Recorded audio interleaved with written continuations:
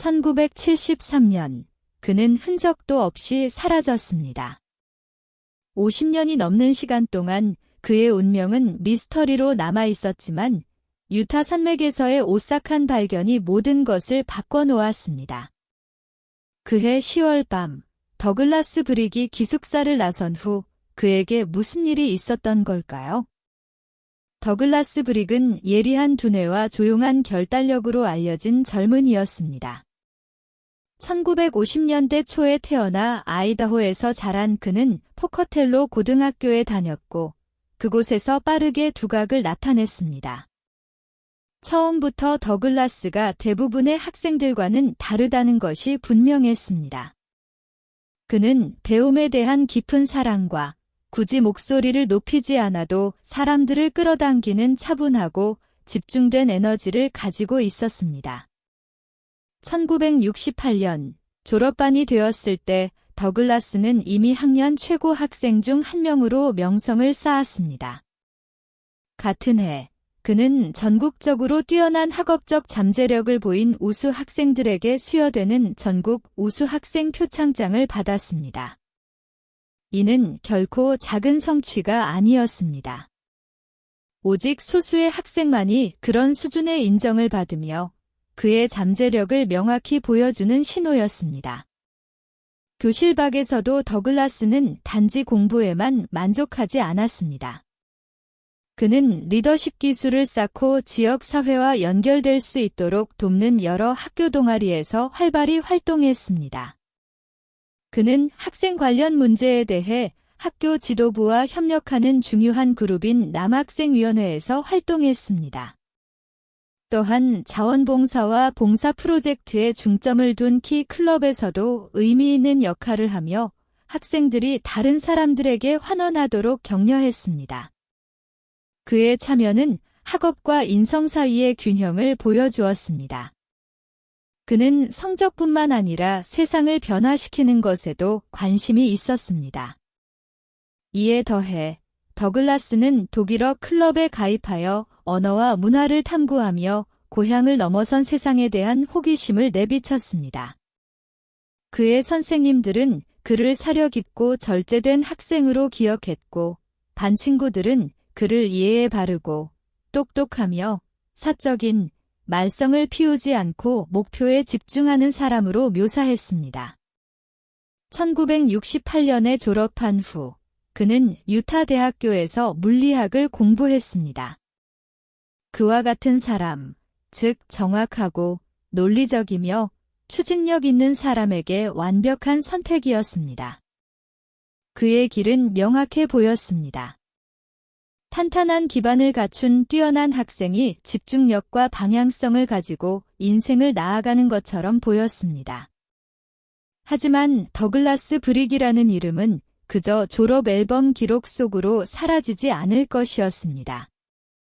그의 이야기는 언젠가 가장 예상치 못한 방식으로 다시 수면 위로 떠오를 운명이었습니다. 1973년 10월 12일, 더글라스는 기숙사를 떠나 사라졌습니다. 그날은 다른 날과 똑같이 시작되었습니다. 그는 캠퍼스에서 동급생들에게 둘러싸여 대학 생활의 일과를 보내고 있었습니다. 그는 쪽지를 남기지 않았고 가방을 싸지도 않았으며 어디로 가는지 아무에게도 말하지 않았습니다. 한순간 그는 그곳에 있었고 학기를 무사히 마치려는 평범한 대학생이었지만 다음 순간 그는 사라졌습니다.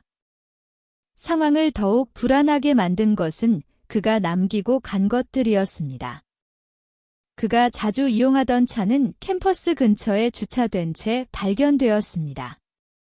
더 이상한 것은 그의 지갑이 땅에 떨어진 채 발견되었다는 점입니다. 아무도 그것이 어떻게 거기에 있었는지, 왜 그가 두고 갔는지 알지 못했습니다. 다음 날까지 그가 돌아오지 않은 것을 알아차린 룸메이트들은 걱정하기 시작했습니다. 그는 수업에 나타나지 않았고 가족에게 전화하지 않았으며 누구에게도 연락하지 않았습니다. 며칠이 지나고 몇 주가 흘렀습니다. 수색이 빠르게 시작되었습니다. 경찰, 대학 직원, 자원봉사자들이 캠퍼스 부근과 주변 산을 샅샅이 뒤졌습니다. 전단지가 인쇄되어 배포되었고 그의 기숙사 방과 수업 일정이 확인되었습니다.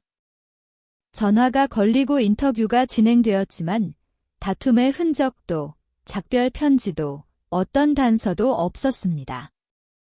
당국은 병원, 공항, 심지어 버스 터미널까지 확인했지만 아무도 더글라스를 본 사람이 없었습니다. 그는 그야말로 흔적도 없이 사라진 것이었습니다. 이 발견은 미스터리를 더욱 깊게 했습니다. 그의 지갑은 항상 그가 가지고 다니던 것이었습니다. 그 안에는 신분증, 학생 정보, 약간의 현금이 들어 있었습니다. 버려진 채 발견된 지갑은 즉각적인 위험 신호를 보냈습니다. 더글라스가 떠날 계획을 한 것처럼 보이지 않았습니다.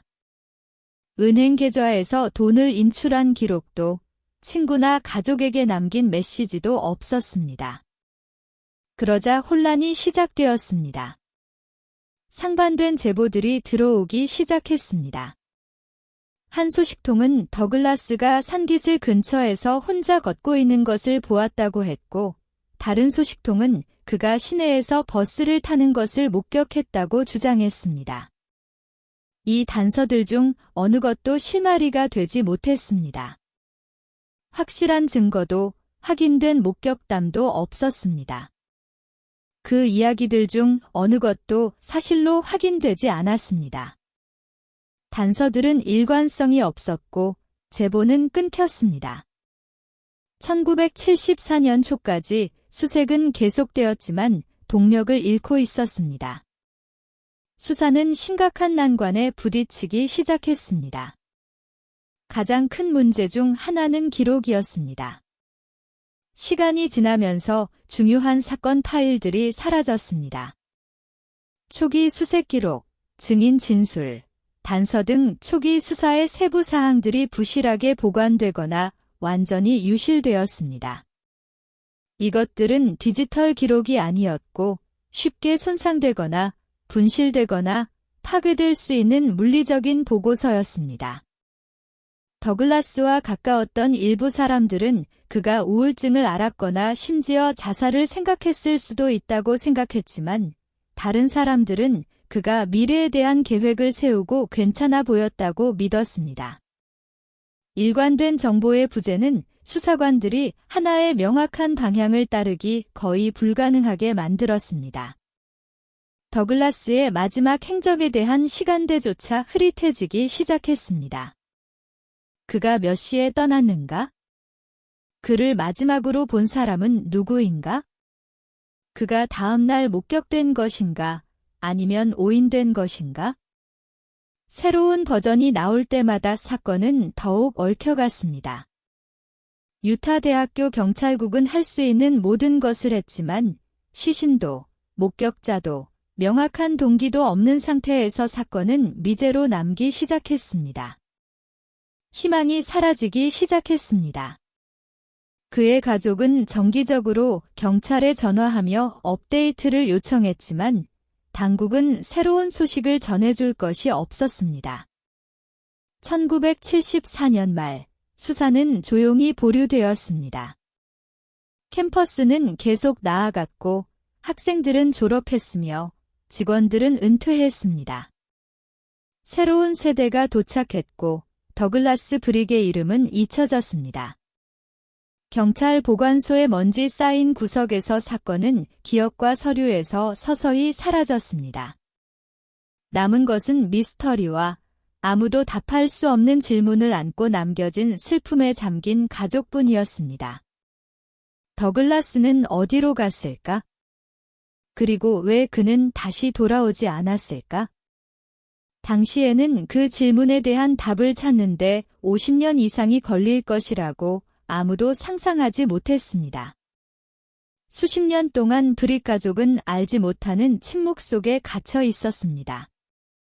답도 종결도 없이 그저 더글라스 브릭에 잊히지 않는 부재만이 있었습니다. 시간이 흐르고 계절이 바뀌고 세상은 계속 나아갔지만 더글라스의 여동생에게 그 부재는 결코 희미해지지 않았습니다. 모든 명절, 모든 생일, 그의 얼굴이 빠진 모든 가족 사진은 무언가 아직 끝나지 않았음을 상기시켰습니다. 2018년 40년 이상이 흘렀습니다. 고통은 부드러워지지 않았고 가족은 나이가 들었지만 질문들은 여전히 유령처럼 맴돌았습니다. 더글라스의 여동생은 기다림에 지쳐 오빠의 기억이 시간과 함께 사라지는 것을 두고 볼 수 없어 직접 나서기로 결심했습니다. 그녀는 유타 대학교에 연락했습니다. 비난하거나 요구하기 위해서가 아니라 단지 묻기 위해서였습니다. 제 오빠에게 무슨 일이 있었나요? 하지만 기록은 거의 사라진 상태였습니다. 1970년대의 기록 보관은 오늘날과 같지 않았습니다. 보고서에는 공백이 있었고 초기 실종자 사건의 핵심 문서들은 사라졌습니다. 단서는 차갑게 식어 몇 년 동안 얼어붙어 있었습니다. 하지만 더글라스의 여동생은 그것을 그대로 두지 않기로 결심했습니다. 그녀는 DNA 샘플을 제공하기로 동의했습니다. 과거가 해결하지 못한 것을 과학이 해결해 줄 것이라는 유일한 희망, 즉 일치, 단서, 방향을 기대하며 말입니다. 샘플은 적절한 법의학 채널을 통해 보내졌습니다. 뒤에서는 법 집행기관이 조용히 그들이 접근할 수 있는 모든 신원 미상자, 데이터베이스와 대조했습니다. 가족은 기다렸지만 아무것도 나오지 않았습니다. 일치하는 것도 단서도 없이 이미 너무 많은 시간과 침묵으로 얼룩진 이야기에 또 다른 고통스러운 지연만 있을 뿐이었습니다. 그것은 타격이었지만 끝은 아니었습니다. 더글라스의 여동생에게 그 순간은 실망스러웠지만 동시에 전환점이었습니다. 누군가가 듣고 있다는 것을 의미했고 더글라스의 이름이 다시 서류에 올랐다는 것을 의미했으며 서랍 속에 오랫동안 묻혀있던 그의 사건이 마침내 재개되었음을 의미했습니다. 비록 DNA가 아직 진실을 밝혀내지는 못했지만 그녀가 앞으로 나선 그 단순한 행동이 수사관들이 모든 것을 다시 시작하는 데 도움이 되는 열쇠가 될 것이었습니다. 그리고 5년 후 유타의 외딴 황무지에서 그것은 반세기 동안 한 가족을 괴롭혔던 미스터리를 해결하는 데 도움이 될 것이었습니다. 하지만 2018년에 그들이 가진 것은 희망과 질문을 멈추기를 거부한 한 여동생뿐이었습니다. 2022년, 거의 50년이 지난 후 오랫동안 미제로 남아있던 미스터리의 새로운 장이 조용히 시작되었습니다. 대학 경찰국은 새로운 범죄 데이터 분석가인 니콜 미첼을 막 고용했습니다. 그것은 특정 사건과 관련된 것이 아닌 일상적인 채용이었지만 미첼은 잊혀진 파일들을 꿰뚫어보는 날카로운 눈과 오래된 기록에 깊이 파고드는 조용한 습관을 가지고 있었습니다. 그녀가 오래된 사건 데이터를 정리하기 시작했을 때 한 파일이 그녀의 주의를 끌었습니다. 1973년에 흔적도 없이 사라진 학생, 더글라스 브릭. 파일은 얇았고 대부분의 기록은 분실되었거나 제대로 정리되지 않았습니다. 미첼은 읽을수록 불안해졌습니다. 왜 아무도 후속 조치를 하지 않았을까? 왜 이 사건은 이렇게 묻혀 있었을까? 그녀는 이 사건을 경찰국의 베테랑 경찰관인 헤더 스터츠거 소령에게 가져갔습니다. 스터츠거는 이를 무시하지 않았습니다. 사건에 대한 무언가가 그녀를 불안하게 했습니다. 그녀는 파일을 하나씩 꼼꼼히 읽었습니다. 단서는 많지 않았지만 한 가지는 분명했습니다. 누군가 이 사건을 제대로 처리하지 않았다는 것, 사건은 종결된 것이 아니라 방치되었던 것입니다. 스터츠거는 결정을 내렸습니다. 이 사건은 단순히 의무감 때문이 아니라 한 가족이 50년 동안 답을 얻지 못한 채 남겨졌기 때문에 재개되어야 했습니다.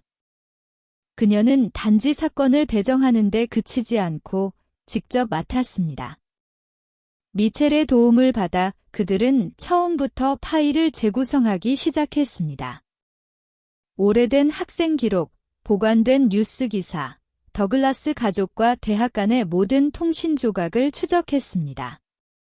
그들은 수십 년 동안 아무도 묻지 않았던 질문들을 하기 시작했습니다. 2022년 12월, 의사 사무실에 대한 단순한 방문이 유타에서 가장 퍼즐링한 미제 사건 중 하나의 놀라운 돌파구를 가져왔습니다. 유타 대학교 경찰국의 헤더 스터츠거 소령은 딸의 정기검진을 위해 그곳에 있었습니다. 그녀는 이 평범한 날이 대학과 더글라스 브릭의 가족을 거의 50년 동안 괴롭혔던 미스터리를 풀어낼 것이라고는 상상도 못했습니다. 그 의사인 스티븐 워렌 박사는 그녀가 전에 만난 적이 없는 사람이었습니다. 그들이 기다리는 동안 대화는 자연스럽게 흘러갔고 그때 워렌 박사가 스터츠거를 멈추게 한 무언가를 언급했습니다. 그는 1973년에 유타 대학교에 다녔고 더 중요한 것은 자신의 룸메이트였던 더글라스 브릭에 대해 이야기했다는 것입니다. 워렌 박사는 단순한 방관자가 아니었습니다. 그는 더글라스의 실종을 신고한 사람이었습니다. 그는 더글라스의 가족에게 연락했고 그의 버려진 차를 발견했습니다. 거의 50년 동안 그 실종은 미스터리로 남아 있었습니다. 이 만남을 특별하게 만든 것은 워렌 박사가 스터츠거에게 다음에 한 말이었습니다. 그와 경찰관들이 더글라스를 찾기 위해 캠퍼스 근처의 험준한 산기슭을 반복적으로 하이킹하며 샅샅이 뒤졌던 바로 그 수색 지역이었습니다. 이 정보는 단순한 기억 이상이었습니다. 그것은 결정적인 돌파구였습니다. 수년 동안 수사관들은 수색이 어디서 이루어졌는지에 대한 모호하거나 불완전한 정보로 어려움을 겪었습니다. 파일은 분실되거나 불완전했고 더글라스의 가족은 답을 얻지 못한 채 남겨졌습니다. 그러나 여기 의사 사무실에서 우연히 사라졌던 세부 사항들이 드러났습니다. 때로는 가장 깊은 미스터리를 푸는 열쇠가 가장 예상치 못한 순간에 놓여 있습니다. 2024년 10월 말, 한 무리의 지역 사냥꾼들이 블랙 마운틴 정상 근처의 빽빽한 지형을 탐험하던 중 바위투성이의 노두와 빽빽한 덤불 사이에서 이상한 것을 발견했습니다. 그들은 흙에 부분적으로 묻혀있는 두개골 조각들을 발견했습니다. 사냥꾼들은 즉시 이 발견을 지역 당국에 신고했으며 산이 대학과 가깝고 더글라스 브릭의 오랜 실종 역사를 고려할 때 이것이 중요할 수 있다는 것을 알고 있었습니다. 당국은 신속하게 현장을 확보하고 유해를 수습했으며 뼈의 취약한 특성 때문에 세심한 주의를 기울였습니다. 그 후 조각들은 수십 년 된 골격 유해 사건을 처리할 수 있는 장비를 갖춘 전문 법의학 연구소로 보내졌습니다. 이 연구소에서 법의학자들은 작은 조각들에서 DNA를 추출하는 고된 과정을 시작했습니다. 이는 정밀함과 첨단 기술을 요구하는 섬세한 절차였습니다. 사건이 지역적으로 잘 알려져 있었기 때문에 더글라스 브릭의 여동생으로부터 채취한 DNA 샘플을 비교용으로 사용할 수 있었습니다. 며칠간의 신중한 테스트 끝에 연구소는 명확한 답을 제공하는 결과를 내놓았습니다. 두개골 조각은 99.9%의 확실성으로 더글라스 브릭과 일치했습니다. 이 유전적 확인은 유해의 신원을 확인했을 뿐만 아니라 수십 년 동안 답 없는 질문에 시달려온 가족에게 어느 정도의 평화를 가져다준 돌파구였습니다. 소식은 빠르게 퍼져나갔습니다. 유타 대학교는 성명을 발표하여 발견 사실을 인정하고 더글라스의 가족에게 애도를 표했습니다. 대학은 또한 반세기 동안 지역 사회에 무겁게 드리워져 있던 미스터리를 마침내 종결짓게 된 것의 중요성을 언급했습니다. 더글라스 브릭의 유해가 확인된 것은 안도감을 가져다 주었지만 동시에 그가 어떻게 블랙 마운틴에 가게 되었고 1973년에 그에게 무슨 일이 있었는지에 대한 질문을 다시 불러일으켰습니다.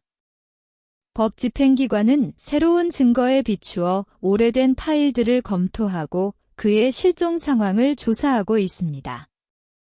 회수된 조각들이 제한된 정보를 제공하고 현장에서 다툼이나 타살의 흔적이 없었기 때문에 정확한 사인은 아직 알려지지 않았습니다. 더글라스의 유해가 발견된 산 정상 근처의 위치는 그가 아마도 방향을 잃거나 부상을 입은 채 황무지로 들어갔을 것이라는 이론을 뒷받침합니다. 블랙 마운틴의 지형은 가파른 절벽과 빽빽한 숲으로 유명하여 누군가 길을 잃거나 사고를 당하기 쉽습니다. 또한 이곳은 인기 있는 하이킹 장소이기도 하여 수년에 걸친 방문객 수를 고려할 때 수사를 복잡하게 만듭니다. 가족은 이 미제 사건을 해결하는 데 참여한 모든 사람들의 발견과 노고에 깊은 감사를 표했습니다. 그들에게 지난 50년은 희망, 두려움, 불확실성으로 가득 찬 시간이었습니다. 이제 그들은 마침내 더글라스가 마땅히 받아야 할 존엄과 존경 속에서 그를 안식시킬 수 있게 되었습니다. 시간의 흐름과 오랫동안 잊혔던 미스터리를 해결하는 데 있어서 끈기의 힘을 되돌아보면서 이 사건은 법의학 기술의 발전이 어떻게 미제 사건 조사의 가능성을 계속해서 재구성하고 수십 년 동안 진실을 기다려온 가족들에게 답을 제공하는지를 강조합니다. 모든 질문에 답을 얻지는 못할 수도 있지만 더글라스 브릭의 유해가 확인된 것은 무슨 일이 있었는지 이해하는 데 중요한 단계이며 가장 긴 미스터리조차도 때로는 해결될 수 있다는 것을 상기시켜 줍니다. 더글라스의 유해가 실종된 지 거의 51년 만인 2024년에 마침내 발견되었을 때 수사관들은 사건을 재개했습니다. 이러한 돌파구에도 불구하고 그의 죽음을 둘러싼 정확한 상황은 아직 밝혀지지 않았습니다. 당국은 유해가 발견된 지역에서 추가 수색을 계획하고 있으며 더글라스의 마지막 순간에 무슨 일이 있었는지 설명할 수 있는 더 많은 단서를 찾기를 희망하고 있습니다. 많은 미해결 사건과 마찬가지로 대중은 더글라스 브릭의 실종과 죽음에 대해 여러 이론을 내놓았습니다. 다음은 가장 많이 논의되는 세 가지 이론입니다. 이론 1. 자살을 생각하던 중의 사고사. 더글라스 브릭의 실종은 수십 년 동안 잊히지 않는 공백을 남겼고 가장 널리 받아들여지는 이론 중 하나는 깊은 절망의 순간에 일어난 비극적인 사고에 초점을 맞춥니다. 많은 사람들은 심각한 우울증에 시달리던 더글라스가 생을 마감할 의도로 산기스르로 갔다고 믿습니다. 이 이론은 1990년 더글라스의 어머니가 한 영매와 상담했을 때 그 영매가 더글라스가 자살을 생각하며 산에 갔지만 계획을 실행하기 전에 미끄러져 떨어졌다고 주장한 것에서 비롯됩니다. 친구와 가족들은 이 생각을 지지하며 더글라스가 실종되기 몇 달 전부터 감정적인 어려움을 겪고 있었다고 회상했습니다. 그들은 그의 커져가는 슬픔과 그를 압도하는 것처럼 보였던 개인적인 고충의 무게에 대해 이야기했습니다. 그와 가까웠던 사람들은 더글라스가 내성적이고 괴로워 보였던 순간들을 기억하며 이제 와서 보니 그 징후들은 결국 일어난 일에 비추어 더 무거운 의미를 갖게 되었습니다. 가파른 경사와 바위투성이 길을 가진 산기슭의 험준한 지형은 그렇게 연약한 정신 상태에 있는 사람에게는 위험한 장소였을 것입니다. 그의 취약한 상태에서 더글라스가 발을 헛디뎌 치명적인 추락으로 이어졌을 것이라고 상상하기 쉽습니다. 이 이론은 그의 실종이 왜 그렇게 오랫동안 미스터리로 남아 있었는지를 설명합니다. 사고로 인해 그의 유해가 외지고 접근하기 어려운 장소에 숨겨졌을 수 있습니다. 이 이론을 확인할 직접적인 물리적 증거는 없지만 영매의 통찰력과 더글라스를 알았던 사람들의 감정적인 증언이 결합되어 설득력 있고 가슴 아픈 설명을 제공합니다. 이론 2. 타살 또는 납치. 더글라스 브릭의 실종을 둘러싼 가장 오싹한 이론 중 하나는 타살 가능성입니다. 그 지역에서는 드물지만 특히 피해자가 젊고 취약한 경우 납치는 전례가 없는 일이 아닙니다. 만약 더글라스가 강제로 끌려갔다면 즉각적인 단서나 목격담이 나오지 않았는지 설명할 수 있습니다. 그의 부재는 진실을 묻으려는 동기를 가진 누군가에 의해 의도적으로 은폐되었을 수 있습니다. 다른 사람들은 더글라스가 실종 직후 살해되었다고 제안합니다. 이 시나리오에서 그의 죽음은 범인에 의해 은폐되었거나 당시 수사의 실패로 인해 덮였습니다. 수십 년 동안 물리적 증거가 없었던 것은 시신이 수색대가 접근할 수 없거나 법 집행기관이 간과한 외딴 장소에 숨겨졌기 때문일 수 있습니다. 살인자가 더글라스가 아는 사람이었을 가능성도 있습니다. 산기슭의 자연적인 고립을 이용해 범죄를 은폐한 사람 말입니다. 이 이론은 또한 더글라스의 정신 건강과 가능한 자살에 대한 공식적인 가정에 의문을 제기합니다. 비평가들은 우울증이 그의 삶의 역할을 했을 수 있지만 그것이 그의 실종과 죽음에 다른 사람의 개입을 배제하지는 않는다고 주장합니다. 그의 사건을 둘러싼 침묵은 수년 동안의 과실이나 심지어 의도적인 방해의 결과일 수 있습니다. 더글라스가 사라진 후 일부 지역 사회 구성원들은 그 지역에서 목격된 의심스러운 개인이나 산깃을 근처에 설명할 수 없는 활동을 회상했습니다. 그러나 이러한 증언들은 완전히 조사되거나 사건과 연결되지 않았습니다. 이것들이 밝혀지기를 기다리는 숨겨진 진실의 신호였을까요? 더글라스의 유해가 발견된 후에도 수사관들은 타살 가능성을 배제하지 않았습니다. 정확한 사인이 알려지지 않았다는 사실은 이 어두운 가능성을 열어두고 있습니다. 당국은 현대 법의학 분석이나 새로운 증거가 더글라스와 그의 가족에게 정의를 가져다 주기를 희망하며 계속해서 파헤칠 의사를 밝혔습니다. 이론 3. 자발적 실종. 더글라스 브릭의 실종을 둘러싼 가장 논쟁적인 아이디어 중 하나는 그가 의도적으로 사라지기로 선택했을 가능성입니다. 이 이론에 따르면 더글라스는 모든 것, 즉 그의 가족, 친구, 익숙한 환경을 뒤로하고 완전히 새로운 곳에서 다시 시작함으로써 삶의 압박과 어려움에서 벗어나기로 결심했을 수 있습니다. 1970년대 초에는 흔적도 없이 사라지는 것이 오늘날보다 훨씬 쉬웠습니다. 휴대폰도 없고 널리 퍼진 디지털 기록도 없으며 법 집행기관 간의 협조도 제한적이었습니다. 과거를 뒤로하고 떠나기로 결심한 사람은 이론적으로 명확한 증거를 남기지 않고 사라질 수 있었습니다. 이 이론은 더글라스가 아마도 산기슭이나 다른 고립된 장소로 물러나 자급자족하며 살았을 것이라고 제안합니다. 이를 믿는 사람들은 그의 실종이 사고나 타살 때문이 아니라 스스로의 힘으로 평화나 자유를 찾기 위한 의도적인 선택이었다고 주장합니다. 흥미롭게도 그의 유해 발견이 늦어진 것은 그가 외딴 장소에 있었고 50년 이상이 지나서야 발견될 만큼 잘 숨겨져 있었다는 아이디어를 뒷받침합니다. 만약 더글라스가 단순히 우연히 길을 잃었거나 그의 의사에 반하여 끌려갔다면 수색대가 그를 더 빨리 찾았을 것으로 예상할 수 있습니다. 대신 그의 유해는 접근하기 어렵고 간과하기 쉬운 장소에서 발견되었습니다. 이 이론의 비평가들은 더글라스가 가족에게 연락하거나 어떤 메시지도 남기지 않았다는 점을 지적하며 이는 새로운 삶을 계획하는 사람에게는 이례적인 일이라고 말합니다.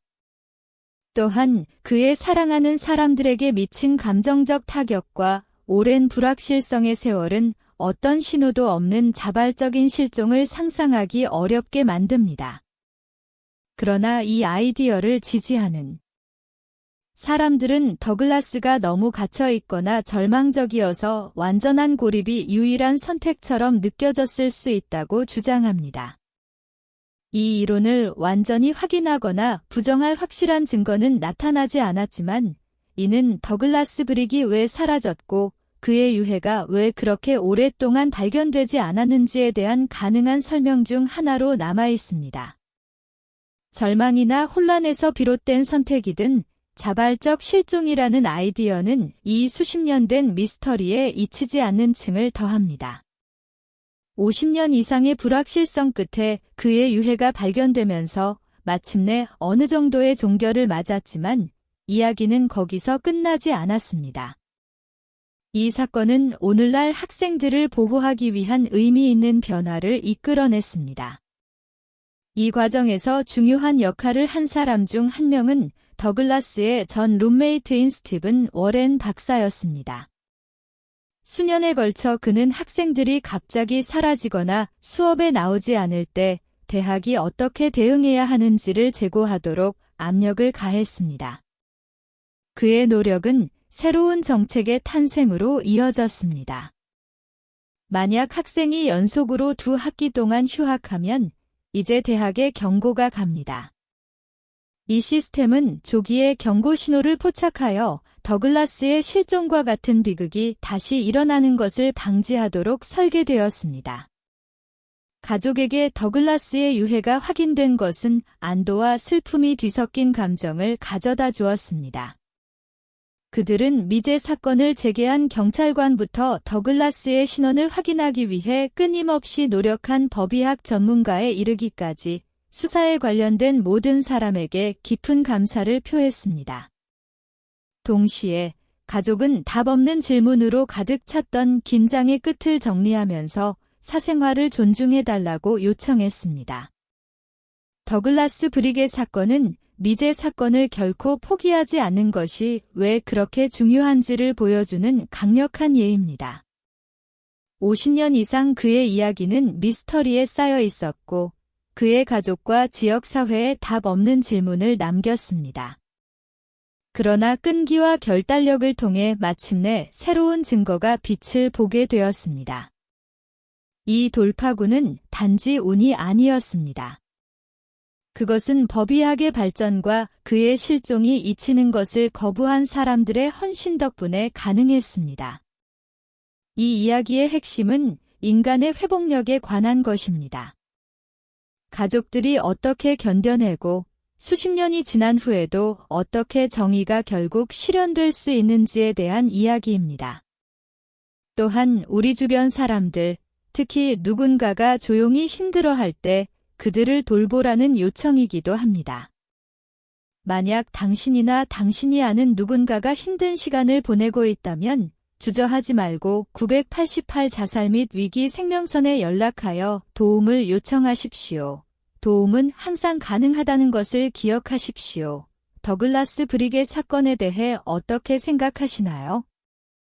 아래 댓글로 여러분의 생각을 공유해 주세요. 이 이야기가 마음에 와닿았다면 더 깊이 있는 실제 범죄 수사 이야기를 위해 구독을 고려해 주세요. 함께 이 이야기들을 살아있게 하고 그 뒤에 있는 삶을 기릴 수 있습니다.